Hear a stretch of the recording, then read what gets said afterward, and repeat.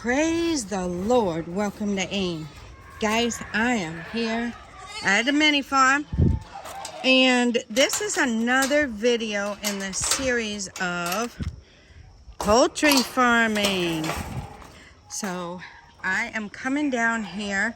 It is right almost at 2 o'clock in the afternoon, and I am coming down here to check on the chickers and check their water. What's up, Mama? They're enjoying the sun. So I am coming down here to check on the chickers. Just want to give you guys a little update. I think it's been a little bit since I gave you a video. Now, ours is unique. What's up, Mr. Brown? I'm not going to squirt you, but I am going to wash this. Ours is a little unique because we have all the animals out here, right? So our, and I don't have a tape measure. Okay, guys, in a video later on, I will get the measurement of this for you, okay? A different video. Keep meaning to bring the tape measure down here so I can measure. One of you asked how big it was. I can kind of give you a little hint. These are 8 by 8, okay? And we had 4 on each side. And I believe this hallway is like 3 feet wide. So like 19 feet. 19 feet. And that way would be 24, maybe somewhere roughly 19 by 24, roughly. So that's a rough estimate, real rough, on the size of the pen, okay? Now, I'm going to wash these off. Oh, so, and you see we got that part, closed in as well. The reason being is when it rained hard, the water came over there and came in where we keep the eggs. Sorry, sister. Gotta wash it off, sister. Now ours, this mini farm sits on one plot of land here in Ghana, outskirts of Accra, in the Ga West district, and the plot as we bought it is 70 feet by 100 feet. Okay, so that's the plot size. So that is this whole mini farm down here, okay, including this side and everything. So this is one plot of land. So we have 3 plots of land over there.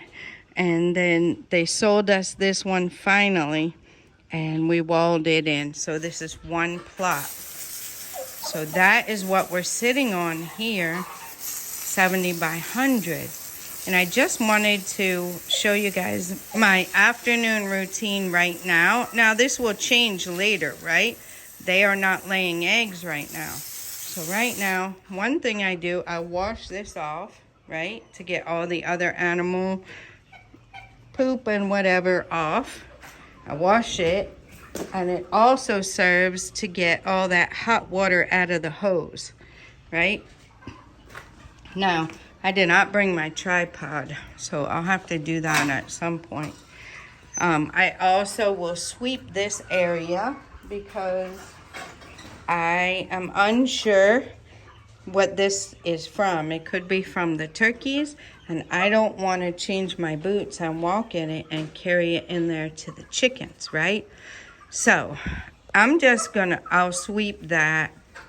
But right now I want to give you an overall update on what is going on with the chicks. As you can tell, if you can tell from the last video, they are definitely growing. We have gotten with the carpenter, and he came a little bit late yesterday, so we couldn't have him in here that late. We had dogs to take care of and everything. But he is going to put perchers along that back wall there. You see, they like to perch up there. as they get bigger, they will not be able to fit. It's a good place to put it because even if they are up there and they poop, it will not drop onto the feeders or drinkers or anything. We'll just drop down into the sawdust, and then, you know, as it gets dirty, we change it. So that is what's going on there. Right now, what I'm looking at is their water, right?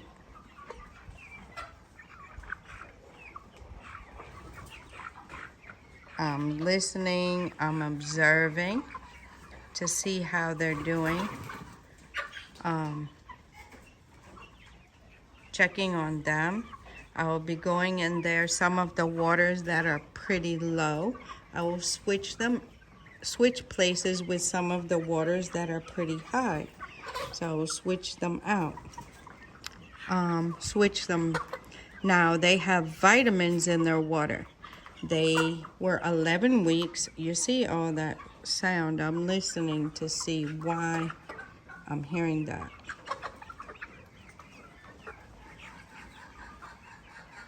I guess they're just making noises.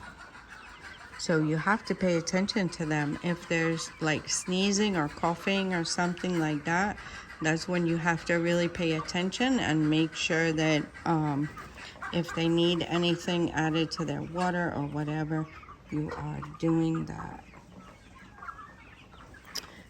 Anyway, they were dewormed on Sunday when they were 11 weeks. And this is Monday. So for 3 days after the dewormer, you give vitamins. So that is what they have in their water now, is vitamins. You keep an eye on their food and make sure that they have food. Okay, if the food is gone around 4 p.m. or so, that's fine. But if it's gone when you come down around 2 or 3, you need to make sure that you're upping their food a bit. You're giving them some extra food, right? So you don't want to give them too much food because otherwise they will just be eating too much, right? It will cost too much. But you want to give them enough food so they can get themselves full. Now at 4 o'clock, they're winding down their day and they will just be going to sleep in a couple more hours. And then around 5 a.m. is when we feed them. So they will be fine. They just rest during the night, right? So that is what we got going on here with the chickers. You see they're active. Some are fighting, but they're active, right? You see them moving around, you see them making noise, you see them eating, you see them drinking, right? So, yeah, that is the guinea fowl.